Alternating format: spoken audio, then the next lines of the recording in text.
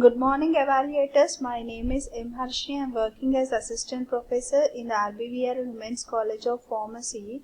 I selected the topic surfactants for the task 2. So, before going to the topic, we have to know what do you mean by the surfactants. Surfactants are the substance that adsorb to the surfaces or the interfaces. Due to this adsorption, you will be seeing marked decrease in the surface tension. So, if you add the surfactants, you will be seeing the decrease in the surface tension, right? So, this is structure of the surfactant, which consisting of the hydrophilic head as well as hydrophobic tail. Hydrophilic head means the water loving and the hydrophobic tail is known as the water hating. So if I add the surfactant to the water, the hydrophilic head will be aligned into the water and the hydrophobic tail will be aligned into the air. The examples of the surfactants is stearic acid. So, all the surfactants are characterized by having the two regions in their molecular structure. One is hydrophobic group as well as hydrophilic group. This will be calling it as the hydrophobic group, which consisting of the hydrocarbon chain, and this don't have any affinity towards the water. And this one will be calling it as the hydrophilic group that has the affinity towards the water. A molecule or ion that possesses this type of structure is known as amphiphilic. So, next is the types of surfactants. There are 4 types of the surfactants. Non-ionic, example of the non-ionic as alkyl ethoxylate. Anionic, example of this is fatty acid salts or soaps. Cationic, examples is amine salts. Zwitterionic or amphoteric, example is alkyl betaine.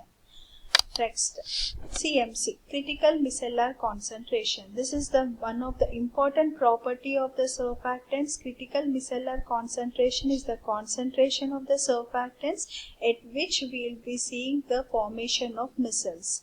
So this is the water in a beaker. When you add the surfactants to the water, some part of the surfactants will get adsorbed to the surfaces and remaining part of the surfactants will be formed as a monomers in the bulk solution. If you further increase the concentration of the surfactant, again some part of the surfactant will get adsorbed to the surface and the remaining part of the surfactant will be forming as a monomers in the bulk solution. If you further increase the concentration of the surfactants, after completely occupying the surface, whatever the remaining concentration of the surfactant will goes into the bulk solution and this will be forming as a micelles. This structure will be known as the micelles. Micelles are nothing but the aggregation of the monomers. So if you go to the definition of the critical micellar concentration, the concentration of the surfactant where you will be seeing the formation of first micelle, that will be calling it as the CMC. So I already said that by the addition of the surfactants you will be seeing the decrease in the surface tension. What is the relationship between the surface tension as well as the concentration? If you plot a graph by taking the surface tension on the y-axis and the concentration on the x-axis, you will be getting a plot in this pattern. I will be dividing this plot into the 3 regions. In the first region, if you observe this plot, at very low concentration of the surfactants, you will be seeing only slight change in the surface tension is decreased. And in the second region, by the addition of the surfactants, you will be seeing the decrease in the surface tension more than compared to that of the first region. So this third point, this third region will be calling it as the CMC region, and this point will be calling as a CMC point or critical micellar concentration point. So after increasing the after crossing the critical micellar concentration, if you further increase the concentration of the surfactant also, you won't see any change in the surface tension. So this is the important phenomenon. You will be seeing the relationship between the concentration as well as the surface tension. And this phenomenon mostly will be used in the case of the micellar solubilization. Micellar solubilization is nothing but by formation of the micelles you will be increasing the solubility of the sparingly soluble substance in a water. If I take the sparingly soluble drug in a water, this yellow region is the sparingly soluble drug in the water. So if I add the surfactants to this, what happens is the surfactants will be forming the micelles around this sparingly soluble drug. So this hydrophilic head of the surfactant will be exposed to the water, and the hydrophilic phobic head will be aligned into the sparingly soluble drug. So this hydrophilic head of the surfactant will be forming as a sheath around this sparingly soluble substance. So this drug will not expose to the water. This hydrophilic head will be exposed to the water, and this leads to decrease in the surface tension and increase in the solubility. Right? My point is, what is the necessary? Why it is necessary to measure the critical micellar concentration in the formulation? Do you have an idea regarding this?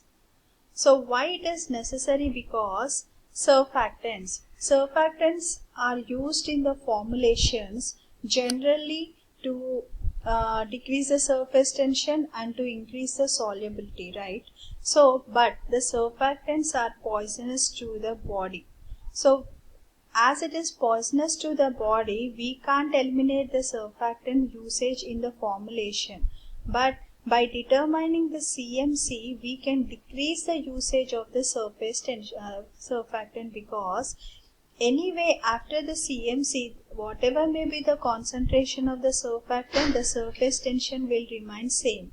So why we have to go for the higher concentration of the surfactants? So in spite of going for the anyway, while using the small this concentration or the higher concentration, you will be getting the same result.